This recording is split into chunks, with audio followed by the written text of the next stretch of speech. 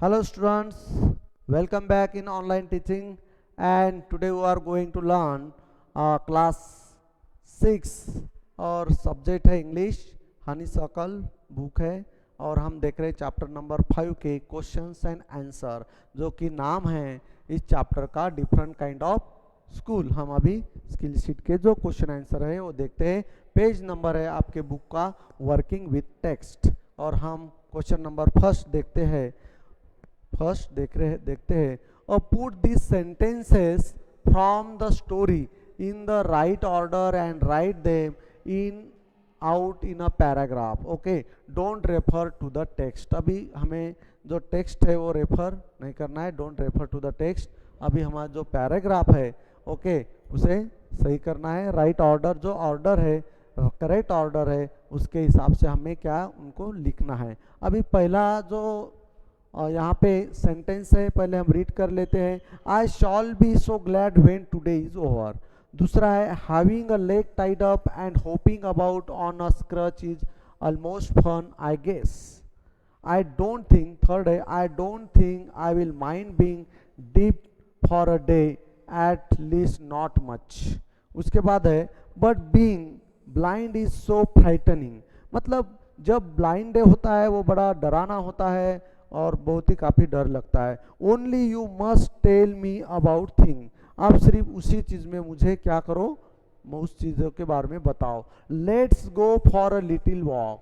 हम थोड़ा सा टहलने जाते हैं, टहलते हैं। The other bad days can't be half as bad as this. कि जो other bad days can't be half as bad as this, मतलब जो दूसरा दिन पूरा भी रहा तो हमारा क्या होता है कि इतना बैड नहीं होता, कि ये दिन कैसा है बहुत ही बैड है।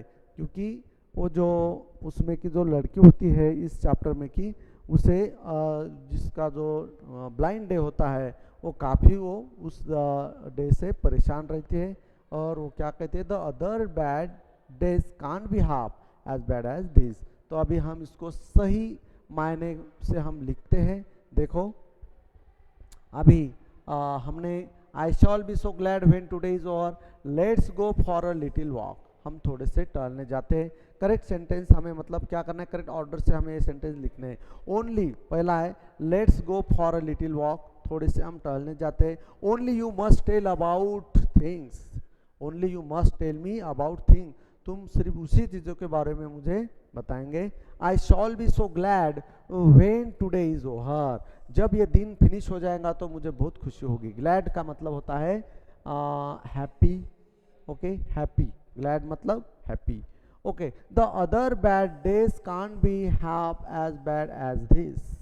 उसके बाद है having a leg tied up and hopping about on a scratch is almost fun I guess.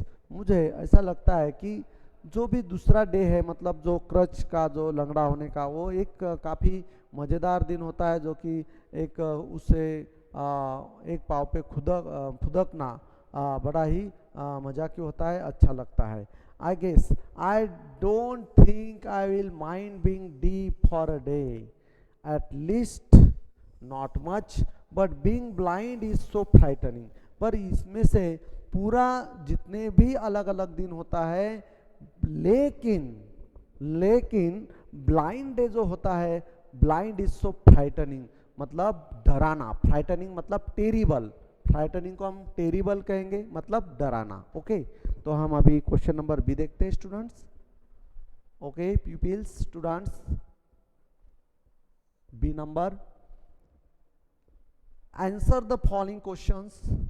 Why do you think the writer visited Miss Beam school. अभी जो राइटर थे उन्होंने मिस बीम के स्कूल को विजिट क्यों दी थी, तो हम देखते हैं the writer had heard a lot about the school, so due to curiosity he visited Miss Beam school. क्योंकि उनके मिस बीम के स्कूल के बारे में उन्होंने बहुत कुछ सुना रखा था, और उन्हें एक क्यूरियोसिटी हुई थी कि वह मैं कब ये स्कूल जाके देखूं, वहाँ का एटमॉस्फेयर कैसा है। क्योंकि he heard the lot about the things about that school, and due to the curiosity he visited Miss Beam school. Okay, अभी हम देखते हैं पेज नंबर 63। पेज नंबर देखेंगे 63. Okay, second question students, what was second question, what was the game that every child in the school had to play? What was the game that every child in the school had to play? कि वो सभी उस school में जितने भी game होते थे तो सबकी बारी उस समय आती थी और उन्हें क्या वो गेम खेलना पड़ता था, मतलब उस गेम का जो भी बारी बारी से जो डे आता था उनको करना पड़ता था. What was the game that every child in the school had to play? The game is totally different. वो किस तरह के गेम थे? तो कैसे थे? The game is totally different. वो कैसे थे? पूरी तरह जो भी चाइल्ड मतलब उस स्कूल में जो गेम थे वो पूरी तरह डिफरेंट थे. अभी ऐसा नहीं कि एक ही लंगड़ा होने का दिन है या फिर ब्लाइंड डे है या डम डे है, तो सिर्फ एक ही नहीं था, तो अलग अलग टाइप्स के एक खेल थे और उस खेल के हिसाब से वो डे थे. Every child in the school had to participate. अभी सभी बच्चे उस खेल में क्या उसको पार्टिसिपेट होते थे. In which term every child had one blind day. अभी हर बच्चे का in each term every child had one blind day. अभी सभी बच्चे की बारी ब्लाइंड डे के दिन आती ही थी. वन लेम डे, एक दो लंगड़ा होने का दिन था. One deep day, one injured day मतलब घायल होने का दिन. एंड वन डम, और दूसरा था वन डम डे.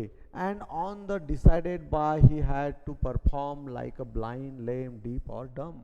और वो सभी उनको करना पड़ते थे बारी बारी से. हमें हम क्वेश्चन देखते हैं. Third, each term every child has one blind day. Her term में हर स्टूडेंट की बारी ब्लाइंड डे के दिन होती थी. वन लेम डे, उसमें complete the line. Which day was hardest, why was it the hardest. अभी इसमें से कौन सा दिन ऐसा है कि वो ज़्यादा हार्ड लगता था? ओके, क्योंकि उसमें ब्लाइंड डे है, एक वन लेम डे है, और इसमें से कौन सा आपको डिफ़िकल्ट होता था? तो आंसर देखते हैं हम students. Each term every child has one blind day, one lame day, one deep day, one injured day, and one dumb day. The blind day was the hardest because the children can't see a thing. अभी जो blind day होता था वो काफ़ी मतलब परेशानी वाला था, एक हेडेक जैसा था उनको, कि उस ब्लाइंड डे के दिन उनको कुछ भी नहीं दिखता था. ऐसा लगता था कि वह हम किसी से टकरा जाए या हमें कुछ लगेगा. किसी बच्चों को ऐसा ही टेंशन रहता था कि ब्लाइंड डे के दिन पूरी आंखों पे पट्टी बांधी जाती थी, और क्या होता था उनको आँख पर पट्टी नहीं, मतलब वो खोल नहीं सकते थे. वो एक उनकी रिस्पॉन्सिबिलिटी रहती थी और उन्हें कुछ भी नहीं दिखता था, तो इसलिए उनको ज़्यादा किसी को टकराने से ज़्यादा ही एक टेरिबल मतलब एक डर रहता था. They feel that they were going to be hit by something every moment. अब मैंने वही कहा कि उनको हर क्षण में क्या एक टेंशन रहता था, एक मतलब ऐसा लगता था कि वो किसी चीज़ को टकरा ना जाए. In other days they were able to see but darkness after blind folding was really very scary for them.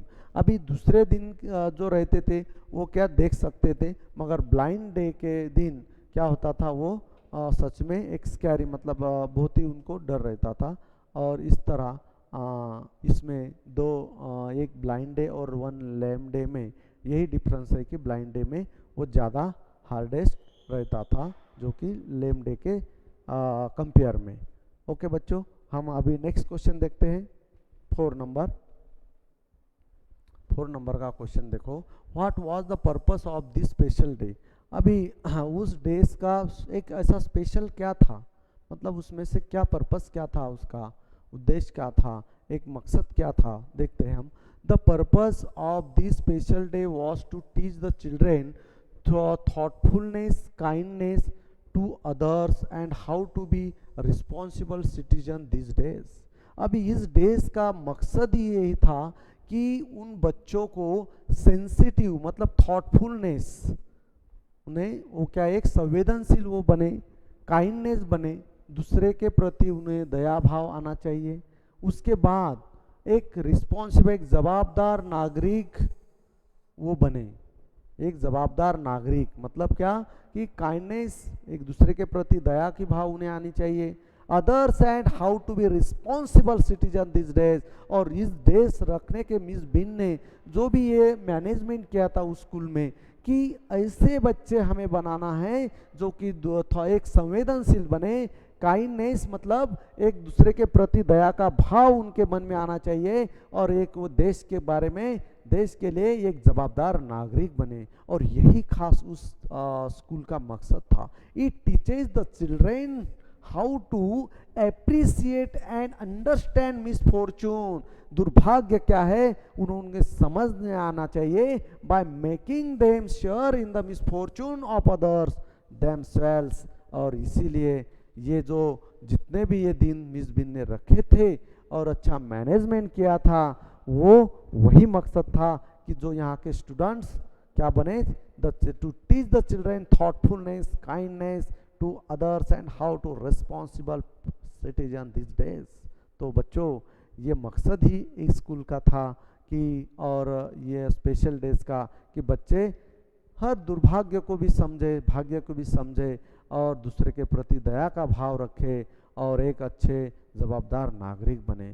तो हम अभी नेक्स्ट देखते हैं बच्चों, next questions. Working with language, working with language देखते हैं। Match the words and phrases with their meanings in the box below paragraph numbers. अभी just हमें क्या करना है कि एक मैच करना है उस फ्रेजेस को, ओके उसके जो मीनिंग्स है उसको हमें क्या करना है, और मैच करना है। देखते हैं अभी होम सिक 3 है, practically 4, it pains me 7, appreciate 9, thoughtless 10 है यहाँ पे, एक्सरसाइज 11 है, रिलीफ 13 और गैसली 14, गैसली 14। तो अभी हमें क्या करना है, करेक्ट उसको क्या करना है कि उस मीनिंग को लगाना है उस फ्रेजेस को, ओके मीनिंग एंड फ्रेजेस। अभी यहाँ पे हम यहाँ पे जो बॉक्स दिख रहा है यहाँ पे ऑलमोस्ट है, इट हर्ट्स मी है, टेरिबल है, टेस्ट द स्ट्रेच ऑफ है, understanding the difficulties, wanting to be a home, welcome change, not very caring. Okay तो अभी हम देखते हैं यहाँ पे सही आंसर इसका होम सिक मतलब wanting to be home, homesick मतलब वांटिंग टू बी होम मतलब घर जाने की इच्छा होना। प्रैक्टिकली मतलब almost, it pains me, it hurts me, pains मतलब क्या, तकलीफ होना, हर्ट्स होना, फील होना, है ना। एप्रिशिएट उसे समझना, अंडरस्टैंडिंग द डिफिकल्टीज, डिफिकल्टीज मतलब जो भी समस्या है उसे समझ के लेना, मतलब अप्रिशिएट करना उस चीज़ को, अंडरस्टैंडिंग होना। ओके थॉटलेस मतलब नॉट वेरी केयरिंग, थॉटलेस का मतलब होता है कि वो जैसे कि नॉट केयरफुल, मतलब नॉट वेरी केयरिंग मतलब जो कि ज़्यादा दिल से या अपने फ्रॉम हार्टली वो केयर नहीं करता, उसे हम थॉटलेस कहेंगे या नॉट वेरी केयरिंग कह सकते हैं। एक्सरसाइज, एक्सरसाइज मतलब क्या, एक प्रैक्टिस बोल सकते हैं हम, test the strength of, okay. उसके बाद रिलीफ, रिलीफ मतलब वेलकम चेंज, ओके। उसके बाद गैसली मतलब उसे हम डराना कह सकते हैं, टेरिबल, ओके, हॉरर, टेरिबल, है ना, फ्राइटेंड, ऐसे इसको अलग अलग वर्ड्स है। ओके हम अभी देखते हैं question number B, working with language में का, reword these lines from the story. अभी हमें क्या करना है, reword these lines from the story, जो कि जो वर्ड्स है वो फिर से हमें क्या करना है, कंपोज करने। देखते हैं हम, reword these line from the story. अभी फर्स्ट क्वेश्चन है, I had heard a great deal about Miss Beam school, okay. Second read करते हैं, Miss Beam was all that I had expected, middle age full of authority.